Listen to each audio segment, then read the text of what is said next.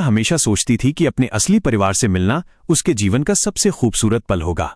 लेकिन जब वो अपनी बेटी अन्या के साथ कपूर परिवार की हवेली पहुंची तो उसका स्वागत प्यार से नहीं बल्कि अजनबियों जैसा हुआ। दरवाजे पर सिर्फ नौकर और मैनेजर खड़े थे।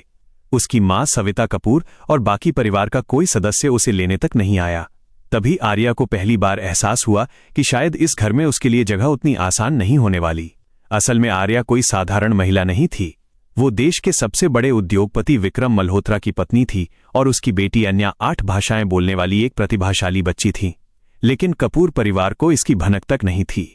उन्हें लगता था कि वर्षों पहले बिछड़ी उनकी बेटी किसी छोटे शहर से आई एक साधारण महिला है। घर पहुंचते ही उनकी मुलाकात पूजा कपूर से हुई, जो बचपन में अस्पताल की गलती से उनकी जगह इस परिवार में पली बढ़ी थी। पूजा ने आते ही नाटक शुरू कर दिया और बोली कि अगर आर्या चाहे तो वो ये घर छोड़ सकती है।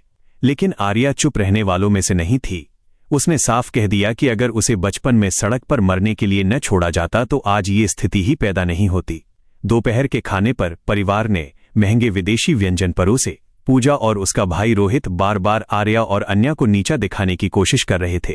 लेकिन जब अन्या ने विदेशी खाने और उसकी गुणवत्ता पर इतनी जानकारी दी कि सबकी बोलती बंद हो गई, तब पहली बार लोगों को लगा कि ये माँ बेटी वैसी नहीं है जैसी दिखती हैं। इसी बीच पूजा की बेटी रिया घर लौटी। उसे अन्या बिल्कुल पसंद नहीं आई। उसने फ्रेंच भाषा में उनका मजाक उड़ाना शुरू कर दिया, ये सोचकर कि सामने वाली लड़की कुछ समझ नहीं पाएगी। लेकिन अगले ही पल अन्या ने धारा प्रवाह फ्रेंच में ऐसा जवाब दिया कि रिया का चेहरा उतर गया। पूरे कमरे में सन्नाटा छा गया।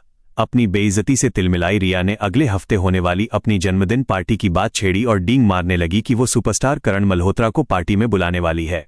ये सुनकर अन्या मुस्कुरा दी, क्योंकि करण मल्होत्रा कोई और नहीं बल्कि उसका सगा मामा था। उसने चुपचाप अपने मामा को तस्वीर भेजी तो उधर से जवाब आया कि वो इस आदमी को जानता तक नहीं। उधर पूजा और उसका पति इस जन्मदिन पार्टी को अपने बिजनेस के लिए इस्तेमाल करना चाहते थे। उन्हें उम्मीद